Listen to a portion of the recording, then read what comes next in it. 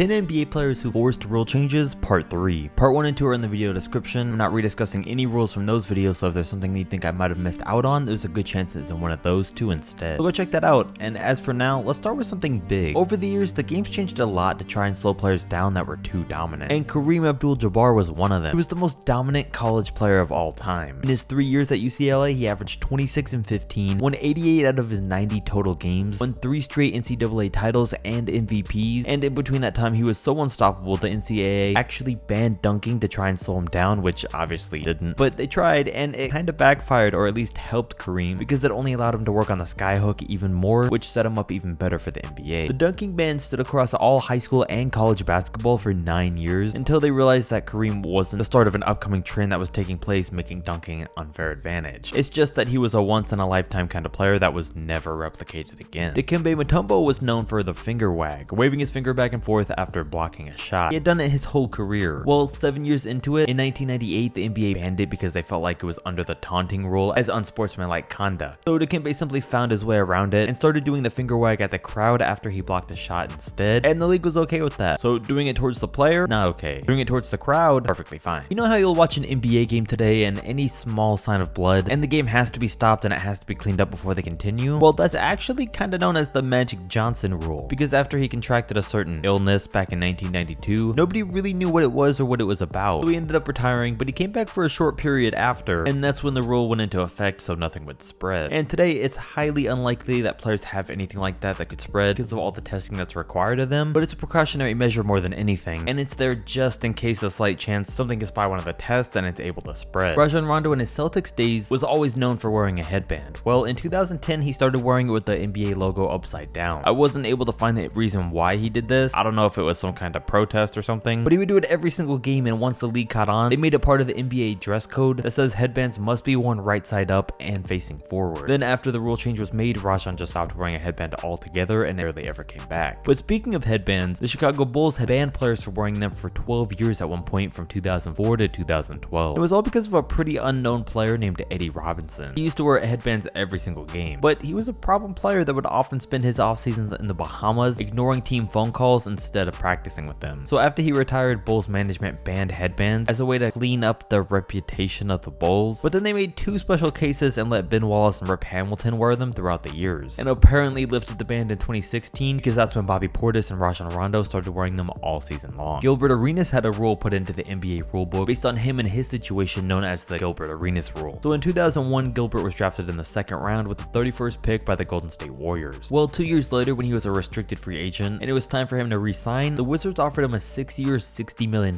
contract, something that Golden State couldn't match because they were already over the salary cap, and at the time, there were rules and exceptions that a team could go over the salary cap if it was to re-sign a player coming off a rookie deal, but only if they were a 1st round pick. So the Gilbert Arenas provision allowed the same exceptions for a player coming off of a rookie contract that was also drafted in the 2nd round. And seeing more and more guys become NBA greats that were taken in the 2nd round is definitely a good thing, at least for their team, that this rule came to be. Back in 2004, the league made an amendment to the NBA dress code thanks to Vince Carter, saying that players cannot listen to music before games with headphones, earbuds, iPods, or boom boxes. Sounds like in 2022 this rule needs another update. But he started wearing headphones listening to music while he played for the Raptors, and the league came back to him and said that it violates what players are allowed to wear pre-game. And I mean, I guess I get it. You want to keep the look of players to just wearing uniforms and that's it. I mean, they are at their jobs. And plus, you know, players get carried away with things, so I could see something small like this getting pretty out of hand over the years and causing problems anyway. In 2012, the NBA implemented the anti-flopping rule. And even though this was 7 years after he retired, a lot of credit and inspiration for this one has to go to Vlade Divac, who was infamously known as one of the biggest floppers in NBA history. Any chance he got, he would flop. He was a big, strong dude, but if he was going up against another center and they started to back him down, he would immediately flop to the ground and look for a foul call, and it would often work. Opposing centers hated going up against him for all the wrong reasons. The anti-flopping rule, though, has rules set in place for 5 different violations. Violation 1 is a warning from the league. Violation 2 is a $5,000 fine. Then for each afterwards, it increases to $10,000, $15,000, and $30,000. Then the 6th will result in either an increased fine or a suspension based on what the NBA determines to be necessary. And honestly, this rule does nothing. It's barely ever used. Players barely ever even get the first fine. And what's a warning and a $5,000 fine gonna do to an NBA player anyway? So it's a pretty bad rule for a huge problem in the league, at least in my opinion. Back when Wilt Chamberlain played, the NBA did just about everything they could to slow him down. They changed free throw star rules, widening the lane to keep them out of the paint, created offensive goaltending, and the rule that says the ball can't be inbounded over the backboard. But today we're just focusing on how they widened the lane. It was 12 feet, but they made it 16 feet after teams just weren't able to stop Will. And this was thanks to the 3-second rule done to keep him further away from the basket on every possession. Just so when the possession started, he wouldn't already have a head start and would be that close to the basket already. It helped on defense too, making him stand a little further back when he was trying to contest opponent's shot. Now for example, here's a side-by-side picture of the court with a 12-foot painted area versus 16 feet. And just imagine how good you have to be for a rule like this to be put in. It was so good, the entire NBA changed the dimensions of the court for everybody just to stop him. That's equivalent to the league moving the 3-point line back today because Steph Curry's too good at shooting them. It's also an interesting side note to mention that, believe it or not, the paint on an NBA court was originally 6 feet wide in 1951. I mean, look at this. What are you supposed to do with that? Throw Shaq back in the 1950s and tell defenders that's the only area he can't stand on the court. But thanks to George Mikan back in 51, the league widened it from 6 feet to 12 feet, so he was also a game changer back in his day as well. Zydrunas Ilgauskas found himself in a tricky situation that ultimately forced the league into another new rule. Back in 2010, he had played his entire career for the Cavs, from 1996 up until that point. Well, then he's involved in a trade with the Washington Wizards for Anton Jamison. The Cavs got Jamison and Zydrunas was sent to Washington, who immediately bought out his contract before he ever played a game. So Ilgauskas immediately went back and signed with the Cavs for the rest of the season. Okay, well, not immediately. There was a rule that he had to wait 30 days to do so, and he did. But basically, the Cavs lost nothing in this deal and got a free player out of it. And it's why the rule was changed from a 30-day waiting period to just not being allowed at all. So now the Zydrunas Ilgauskas rule states that a player can't re-sign to a team that traded them within that same season. The Larry Bird rule is pretty commonly applied in the NBA offseason because it allows the team to go over their salary cap limit with little consequences if they're re-signing one of their own players in free agency. And this was done, well, obviously because it was Larry Bird, and the league wasn't going to have Larry leave the Celtics when he wanted to stay there just because of a salary issue, but also to promote team loyalty. There's been a ton of rules put in for this over the years, like the Supermax contract, because in a lot of cases it's best for the NBA when star players stay put, especially if they're on a small market team. This last rule change wasn't necessarily brought on by a player and doesn't really affect the game of basketball at all, but it is interesting to note that Pat Riley caused this one. That reminds us why a coach cannot have consecutive all-star appearances. They can't represent their conference in 2 consecutive all-star games. This is banned and known as the Pat Riley rule, because usually for the games, coach is decided by whichever team has the best record for each conference at the time of the break, which was a problem seeing that the Lakers had the best record in 8 out of 9 seasons between 1982 and 90, meaning that Pat Riley got to coach the All-Star game 8 times in 9 years. So the new rule is put in place to keep things fair and interesting for everyone else. If you enjoyed the video, like, comment, and subscribe, and I'm out.